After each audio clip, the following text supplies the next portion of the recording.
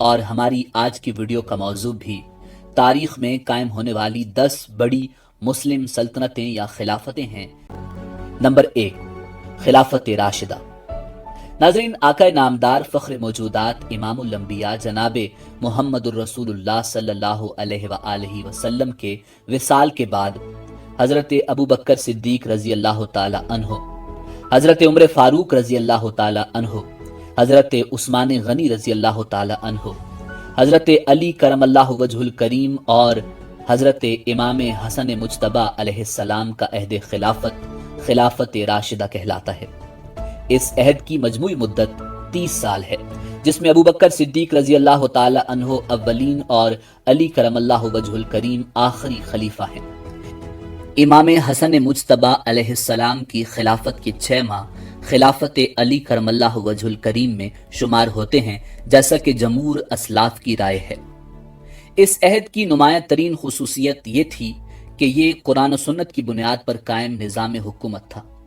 ناظرین، حضرت عمر رضی اللہ تعالی عنہ کا دور خلافت راشدہ کے عروج کا زمانہ تھا اور 22 لاکھ مربع میل کے علاقے پر اسلامی پرچم لہرایا جاتا تھا، جو اس دور کی سب سے بڑی اسلامی سلطنت تھی۔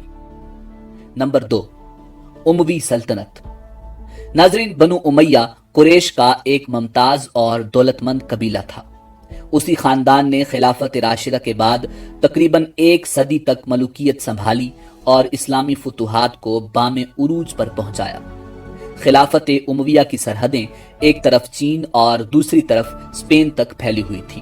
البتہ مرکزی خلافت کے خاتمے کے باوجود اس خاندان کا ایک شہزادہ عبد الرحمن الداخل اسپین میں حکومت قائم کرنے میں کامیاب ہوا، جہاں 1492 تک اموی سلطنت قائم رہی۔ نمبر 3، خلافت عباسیہ۔ ناظرین، خلافت راشدہ کے خاتمے کے بعد عربوں کی قائم کردہ 2 عظیم ترین سلطنتوں میں سے دوسری سلطنت خلافت عباسیہ ہے۔ خاندان عباسیہ کے 2 بھائیوں الصفاح اور ابو جعفر المنصور نے خلافت قائم کی، جس کا قیام 750 عیسوی بمطابق 132 ہجری میں عمل میں آیا اور 1258 عیسوی بمطابق 656 ہجری میں اس کا خاتمہ ہو گیا۔ یہ خلافت ایک تحریک کے ذریعے قائم ہوئی جو بنو امیہ کے خلاف تھی۔ تحریک نے ایک عرصے تک اپنے مقاصد کے اصول کے لیے جدوجہد کی اور بالآخر بنو امیہ کو شکست دینے کے بعد برسر اقتدار آ گئی۔ نمبر 4، دولت فاطمیہ۔ ناظرین، سلطنت فاطمیہ یا خلافت فاطمیہ خلافت عباسیہ کے خاتمے کے بعد 297 ہجری میں شمالی افریقہ کے شہر قیروان میں قائم ہوئی۔ بعض مورخین کے مطابق اس سلطنت کا بانی عبید اللہ مہدی جناب محمد الرسول اللہ صلی اللہ علیہ وسلم کی صاحبزادی سیدہ فاطمۃ الزہرا رضی اللہ تعالی عنہا کی اولاد میں سے تھا۔ بعض محققین کو اس بات سے اختلاف بھی ہے۔ ناظرین، اسی لیے اسے سلطنت فاطمیہ کہا جاتا ہے۔ عبید اللہ تاریخ میں مہدی کے لقب سے مشہور ہوئے۔ نمبر 5، ایوبی سلطنت۔ ناظرین، ایوبی سلطنت یا سلطنت آل ایوب کرد نسل کے مسلم خاندان کی حکومت تھی، جس نے 12ویں اور 13ویں صدی میں مصر، شام، یمن، دیار باکر، مکہ مکرمہ، حجاز مقدس اور شمالی عراق پر حکومت کی۔ ایوبی سلطنت کے بانی سلطان صلاح الدین ایوبی تھے، جن کے چچا شیر کو نے زنگی سلطان نور الدین زنگی کے سپہ سالار کی حیثیت سے 1169 عیسوی میں مصر فتح کیا تھا۔ اس سلطنت کا نام شیر کو کے بھائی اور صلاح الدین ایوبی کے والد نجم الدین ایوب کے نام پر ایوبی سلطنت پڑا۔ سلطان صلاح الدین ایوبی نے مصر میں فاطمی سلطنت کا خاتمہ کیا اور 1174 عیسوی میں نور الدین کے انتقال کے بعد دمشق پر قبضہ کر کے شام کو بھی اپنی قلمرو میں شامل کر لیا۔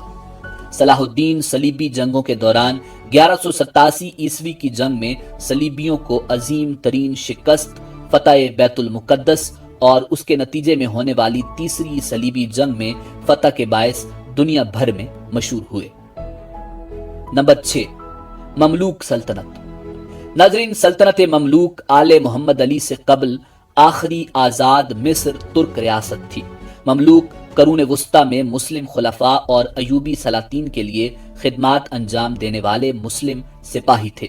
وقت کے ساتھ ساتھ وہ زبردست عسکری قوت بن گئے اور ایک سے زیادہ مرتبہ حکومت بھی حاصل کی، جن میں طاقتور ترین مصر میں 1250 عیسوی سے 1517 عیسوی تک قائم مملوک سلطنت تھی۔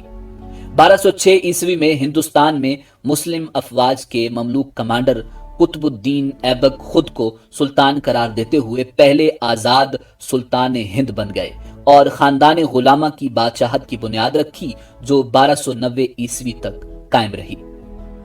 نمبر 7، تیموری سلطنت۔